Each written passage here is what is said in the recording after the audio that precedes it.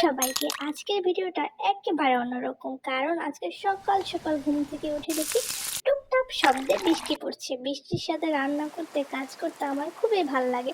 তো আজকে বৃষ্টিময় এই দিনের গল্প বলতেই তোমাদের কাছে চলে এসেছি। তুমি সকাল সকাল আমার মনে হলো পাখিদের খাবার দেওয়া দরকার। তো কিছুটা কলমি শাক নিয়ে ভালোভাবে ধুয়ে নিচ্ছি, কারণ কলমি শাকের পাতায় অনেক সময় ময়লা থাকে। ময়লা খাবার খেলে পাখিদের রোগ হতে পারে। তো ভালো করে কলমি শাকের পাতাগুলো ধুয়ে নিয়ে এইভাবে ঠিক খাঁচার ভিতরে আমি দিয়ে দেব, কারণ এইভাবে ওরা সুন্দর কামড়ে কামড়ে খেতে পারে। এই কারণে আমি দিয়ে দিলাম। এরপর পাতাগুলোকে ওরা অনেক সুন্দর করে খাচ্ছে। কলমি শাক, নিম পাতা এবং সজনে পাতা প্রত্যেক সপ্তাহে একবার করে পাখিদের দেওয়া উচিত। এতে করে পাখিদের গ্রোথ এবং স্বাস্থ্য ভালো থাকবে। আমি প্রতি সপ্তাহে পাখিদেরকে দেই। চলে গেলাম ওয়াও! ছাদে। ছাদে এই গাছটা তো আমার খুবই পছন্দ, তবে এই গাছটার নাম কি আমি জানি না। নামটা অবশ্যই জানাবেন আমাকে, জানা থাকলে। এবার শাকগুলোকে ভালোভাবে ধুয়ে নিচ্ছি, কারণ আজকে শাক রান্না করব। অনেক দিন থেকে শাক খাওয়া হচ্ছে না, আজকে মন চাইতেছে খুব শাক খেতে। খুব সুন্দর করে ধুয়ে এবার লাল শাকটা হাঁড়িতে দিয়ে দেব, কারণ লাল শাক হতে তেমন একটা সময় লাগে না, খুব তাড়াতাড়ি শাকটা হয়ে যাবে। এই তো হাঁড়িতে দিয়ে দিলাম। এই যে একটু লবণ আর একটু হলুদ আর বেশি করে কাঁচামরিচ দিয়ে এটাকে ভালোভাবে নেড়ে চেড়ে নিলাম। এই তো কিছুক্ষণের মধ্যে আমার লাল শাক রেডি হয়ে যাবে।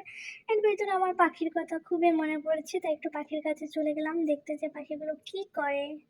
আমাকে দেখলেই পাখিগুলো আমার কাছে চলে আসার জন্য অনেক আবদার করে। সে এখানে আসে, এখানে এসে আমার একটু আদর খেতে চায়, বলে আমাকে একটু আদর করো। এদিকে আমার ভাতটা হয়ে আসছে, ভাতটা রান্না করা প্রায় শেষ। এরপর এখন ডাল রান্না করব। তো চলে গেলাম ডালটা, এই যে ডালটা আমি অনেক আগেই দিয়ে রেখেছিলাম চুলায়, ডালটাও হয়ে গেছে। মজাদার ডাল, ইয়ামি ডাল। ডালের শেষে বাগার দিলে ডালটা অনেক মজা হয়, তাই আমি সব সময় ডালের শেষে বাগার দেই।